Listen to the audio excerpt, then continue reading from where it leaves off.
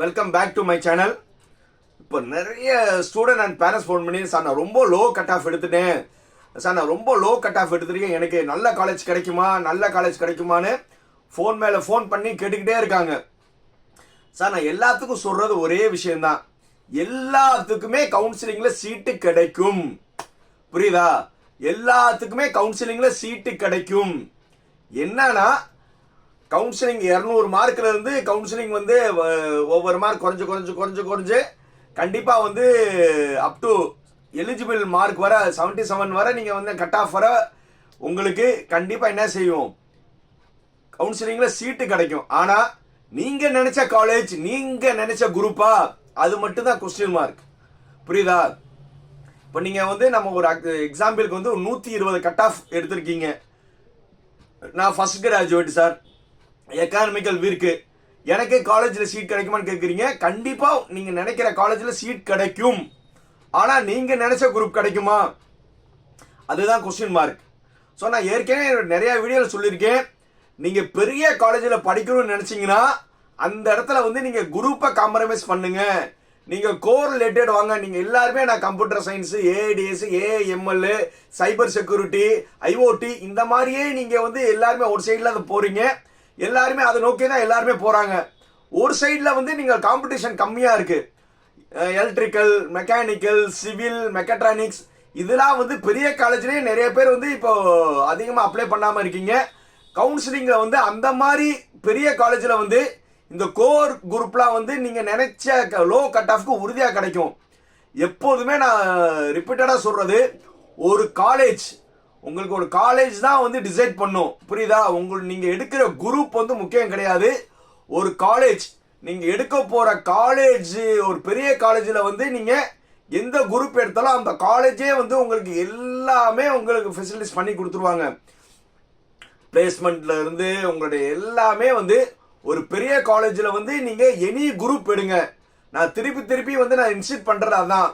நீங்கள் ஒரு பெரிய காலேஜ் நினைச்சீங்கன்னா நீங்கள் அந்த இடத்துல வந்து என்ன செய்யுங்க, குரூப்பை காம்ப்ரமைஸ் பண்ணுங்க. குரூப்பில் வந்து உங்களுக்கு கண்டிப்பாக எடுத்தீங்கன்னா பெரிய காலேஜில் சீட் கிடைக்கும்.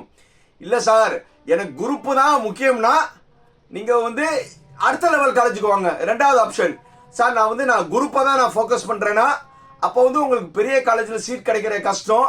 அந்த நேரத்தில் வந்து நீங்கள் என்ன செய்யணும், குரூப்பை நீங்கள் நினச்ச குரூப் வேணும்னா காலேஜை வந்து நீங்கள் அடுத்த லெவல் காலேஜ் வாங்க. சார் இந்த காலேஜ் எப்படி சார் நல்லா இருக்குமானா, ஏஐசிடி அப்ரூவ் பண்ண எல்லாமே நல்ல காலேஜ். புரியுதா? ஸோ அதனால எந்த காலேஜுமே கெட்ட கிடையாது. நான் ஏற்கனவே நிறைய இது சொன்ன மாதிரி அந்த இருக்கிறதுல உங்கள் மார்க்குக்கு எந்த காலேஜ் கிடைக்கணுமோ ஒரு அசம்ஷன் இருக்கும்ல, அந்த காலேஜில் எது பெஸ்ட்டுன்னு சூஸ் பண்ணிக்கோங்க. அதுக்காக வந்து நான் ரொம்ப லோ காலேஜ்லாம் சொல்லலை. இருக்கிற காலேஜில் வந்து அதில் எது பெஸ்ட்டுன்னு சூஸ் பண்ணிக்கோங்க. யாருன்னா நான் இந்த குரூப் தான் படிப்பேன், எனக்கு இந்த குரூப் தான் வேணும்னு சொல்கிறீங்களே, அந்த மாதிரி கேண்டிடேட்டுக்கு நீங்கள் வந்து அடுத்த லெவல் காலேஜுக்கு வாங்க. அப்போ உங்களுக்கு என்னது, கண்டிப்பாக வந்து உங்களுடைய லோ மார்க்குக்கு கிடைக்கும். இன்னொரு பெட்டர் ஆப்ஷன் என்னன்னா, சார் நான் ரொம்ப லோ மார்க், நான் 100 கட் ஆஃப் கூட வரல சார், என்னுடைய கட் ஆஃபே வந்து 95, 100 அந்த ரேஞ்சில் தான் இருக்குன்னா, என்னுடைய suggestion, please don't go for engineering. புரியுதா? நீங்கள் டைரெக்டாக வந்து இப்போ இன்ஜினியரிங் வந்து நீங்கள் சேராதீங்க. ஏன்னா நீங்கள் லோ கட் ஆஃப்க்கு எடுக்கிறதுக்கு இன்னொரு மெயின் காரணம் மேக்ஸ் இருக்கும். அந்த மேக்ஸ் வந்து நீங்கள் இங்கேயும் வந்து ஃபர்ஸ்ட் இயரில் போனோன்னா M1 M2ன்னு சொல்லி 2 மேக்ஸ் இருக்கும். கண்டிப்பாக வந்து அங்கேயும் நீங்கள் என்னது லோ மார்க் எடுத்தவங்க சஃபர் பண்ணுவீங்க. அவங்களுக்கு நான் ஏற்கனவே சொல்லியிருக்கேன், கோ ஃபார் த பாலிடெக்னிக், டிப்ளமோக்கு போங்க. டிப்ளமோக்கு போனீங்கன்னா அங்கே வந்து நீங்கள் டைரெக்டாக வந்து செகண்ட் இயரே ஜாயின் பண்ணிடலாம். அங்கே செகண்ட் இயர் ஜாயின் பண்ணீங்கன்னா அங்கேயும் வந்து உங்கள் மேக்ஸ் வந்து தப்பிச்சிடுவீங்க. டைரெக்டாக வந்து அங்கே 2 வருஷம் தான் படிப்பீங்க. அதுக்கப்புறம் வந்து டைரெக்டாக இன்ஜினியரிங்லேயும் நீங்கள் டைரெக்டாக செகண்ட் இயர் வந்துடுவீங்க. அங்கேயும் வந்து நீங்கள் என்ன செய்வீங்க, மேக்ஸ் வந்து தப்பிச்சிடுவீங்க. இது ஒரு பெட்டர் ஆப்ஷன். ஏன்னா இப்போ வந்து லேட்டரல் என்ட்ரி, அதாவது நீங்கள் டிப்ளமோ போய் +2 முடித்தவங்க டைரெக்டாக வந்து எதில் போகலாம், லேட்டரல் என்ட்ரின்னு சொல்லி டிப்ளமோ சேரலாம். இப்போ வந்து எல்லா கவர்மெண்ட் இதில் வந்து 4 நாள் எக்ஸ்டெண்ட் பண்ணியிருக்காங்க. 27ஆம் தேதி வரை நீங்கள் கவர்மெண்ட் பாலிடெக்னிக்கில் போகலாம். அந்த வெப்சைட் வந்து ஓப்பன்லாம் தான் இருக்குது. நீங்கள் அந்தந்த உங்கள் ஊருக்கு பக்கத்தில் கவர்மெண்ட் பாலிடெக்னிக் போங்க. அங்கெல்லாம் வந்து ஆன்லைன் வந்து அவங்களே வந்து ரிஜிஸ்டர் பண்ணி அவங்கவுங்க காலேஜுக்கு வந்து அசிஸ்ட் பண்ணிடுவாங்க. இல்லை ஆல்மோஸ்ட் எல்லா ப்ரைவேட் பாலிடெக்னிக்குமே நியர் அபவுட் உங்கள் வீட்டு பக்கத்தில் இருந்தீங்கன்னா இப்படி ஒரு ஷார்ட்கட் எடுங்க. லோ மார்க் எடுத்துட்டீங்க. ஏன்னா இந்த லோ மார்க் வந்து நீங்கள் ப்ளஸ் டூவில் எடுத்தீங்கன்னா இதோட எஃபெக்ட் வந்து நீங்கள் எண்ட் ஆஃப் தி பிளேஸ்மெண்ட் வர அடிக்கும்.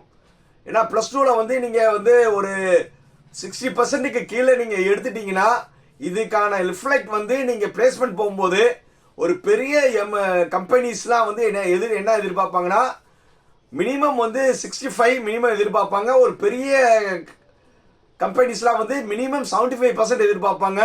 அதுக்கப்புறம் வந்து உங்களுடைய படிப்பில் வந்து நோ ஹிஸ்ட்ரி ஆஃப் அரியர் எதிர்பார்ப்பாங்க. ஸோ அதனால எலிஜிபிலிட்டி கிரைட்டீரியாவே வந்து 65-75% கேட்பாங்க. ஸோ அந்த மாதிரி நேரத்தில் வந்து லோ கட் ஆஃப் எடுத்தவங்க ஈஸியாக நீங்கள் போகிறதுக்கு நல்ல ரூட் என்னன்னா கோ ஃபார் பாலிடெக்னிக். அதாவது டிப்ளமோ சொல்லுவாங்களே, டிப்ளமோவில் நிறைய பிரான்ச்சஸ் இருக்குது. Electrical, mechanical, ECE, triple E, computer science எல்லாமே இருக்குது. அதில் டிப்ளமோவில் வந்து நீங்கள் 2 வருஷம் தான் படிக்க போகிறீங்க. அங்கே போயிட்டு நல்லா இங்கே ஸ்கோர் பண்ணலாம்.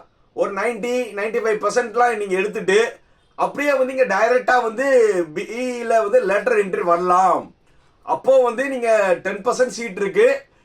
டிப்ளமோவில் நீங்கள் என்ன குரூப் எடுத்தாலும் பிஇயில் வந்த பிறகு நீங்கள் மாறிக்கலாம். அந்த ஒரு ஆப்ஷன் இருக்குது. இங்கே வந்து நீங்கள் மெக்கானிக்கல் எடுத்தால் இங்கே கம்ப்யூட்டர் சயின்ஸ் கூட எடுத்துக்கலாம். இங்கே எலக்ட்ரிக்கல் எடுத்துட்டு அங்கே சிவில் கூட எடுத்துக்கலாம்.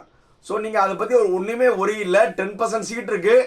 அதில் வந்து உங்களுக்கு காம்படிஷன் கொஞ்சம் கம்மியாக இருக்கும். ஏன்னா டிப்ளமோ முடித்தவங்க முக்கால்வாசி பேர் என்ன செஞ்சிருவாங்க, வேலைக்கு போயிடுவாங்க. ஸோ இன்னொரு காலேஜில் சேர்றது ரொம்ப ஈஸியான ஒரு வழி. இதையே நீங்கள் ஆப்ஷன் ட்ரை பண்ணி பாருங்கள். சார் நான் லோ மார்க் எடுத்தேன்னு சொல்லி வருத்தப்படாதீங்க. இல்லை இந்த தடவை கவுன்சிலிங்கில் ஃபஸ்ட்டு ட்ரை பண்ணுங்க. நல்ல காலேஜ் கிடைச்சா ஓகே. இல்லை ஒரு நல்ல காலேஜ் இல்லைன்னா அடுத்த லெவல் காலேஜில் நீங்கள் நினச்ச குரூப் எடுங்க. அப்படியும் இல்லையா நான் சொல்கிற மாதிரி பாலிடெக்னிக் போயிட்டு ஒரு 2 இயர்ஸ் கழிச்சு திருப்பி வந்து கெத்தா வந்து நீங்கள் நினச்ச காலேஜ்லேயே வந்து என்ன செய்யலாம், நினச்ச குரூப் வந்து நீங்கள் எடுக்கலாம். மறந்துட்டேன் சார், நிறைய பேர் வந்து இன்னும் டவுட்ஸ் நிறையா கேட்குறாங்க. சார் வந்து இப்போ லோ கட் ஆஃப் இருக்குது, இப்போ நான் இன்ஜினியரிங் வந்து கவுன்சிலிங்க்கு வெயிட் பண்ணுவான், இல்லை வந்து நான் வேறு ஏதாவது ஜாயின் பண்ணிக்கிறேன்னா, என்னுடைய அட்வைஸ் வந்து இப்போ ஆர்ட்ஸ் காலேஜில் நீங்கள் அப்ளை பண்ணியிருந்தீங்கன்னா நீங்கள் தாராளமாக வந்து ஒரு சேஃபர் ஜோனுக்கு சேர்ந்துக்கோங்க. ஏன்னா லோ கட் ஆஃப் இருக்கிறவங்க வந்து 3rd ரவுண்டில் எண்டில் தான் வரும். உங்களுக்கு அது நல்ல காலேஜ் கிடைக்குதா, நல்ல குரூப் கிடைக்குதான்னு ஒரு டவுட் இருக்கும். அதனால இப்போதைக்கு வந்து ஒரு சேஃபர் ஜோனுக்கு ஏதாவது ஒரு இன்ஸ்டியூஷன் வந்து நீங்கள் செலக்ட் பண்ணிக்கோங்க. In case if you are well to do you go for the management. அதை பற்றி ஒன்றுமே இல்லை சார். நான் வந்து லோ கட் ஆஃப் இருக்கு, எனக்கு ஒரு பெரிய விஷயம் என்னன்னா கோ ஃபார் தி மேனேஜ்மெண்ட். ஒரு பெரிய இன்ஸ்டியூஷனில் மேபி டொனேஷன் இருக்கலாம். ஒரு அடுத்த லெவல் இன்ஸ்டியூஷனில் பெரும்பாலும் டொனேஷன் இருக்காது. டைரெக்டாக வந்து டியூஷன் ஃபீஸ் கட்டுற மாதிரி இருக்கும். அது அப் டு யூ. இல்லை சார் நான் ஃபஸ்ட் கிராஜுவேட்டு இது வேணும், நான் பிஎம்எஸ் ஸ்காலர்ஷிப்லாம் வாங்கணும்னு நினச்சிங்கன்னா wait for the counselling. 3rd ரவுண்டில் வர வெயிட் பண்ணுங்கள். அதுக்கப்புறம் வந்து உங்களுக்கு ஒரு நல்ல காலேஜ் கிடச்சிருச்சுன்னா நீங்கள் எப்போனாலும் நீங்கள் சேர்ந்த ஆர்ட்ஸ் காலேஜில் வந்து டிசி வாங்கிக்கலாம். அவங்க இல்லைன்னு சொல்ல மாட்டாங்க. அதனால் வந்து better go for your arts காலேஜில் வந்து நீங்கள் ஒரு சீட் போட்டுக்கோங்க. சப்போஸ் நல்ல காலேஜ் நல்ல குரூப் நீங்கள் நினச்சே கிடச்சிச்சின்னா கம் ஃபார் தி டிசி அங்கே வாங்கிட்டு இங்கே இன்ஜினியரிங் கவுன்சில் ஜாயின் பண்ணலாம்.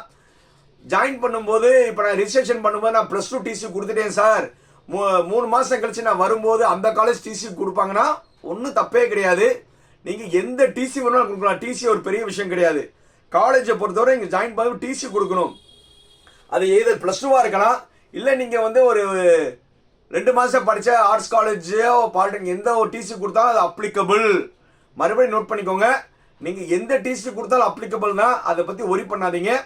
உங்களுடைய லைஃப் நீங்களே நல்லபடியாக சூஸ் பண்ணுங்கள். அடுத்த வீடியோவில் மீட் பண்ணுவோம். Until then bye bye.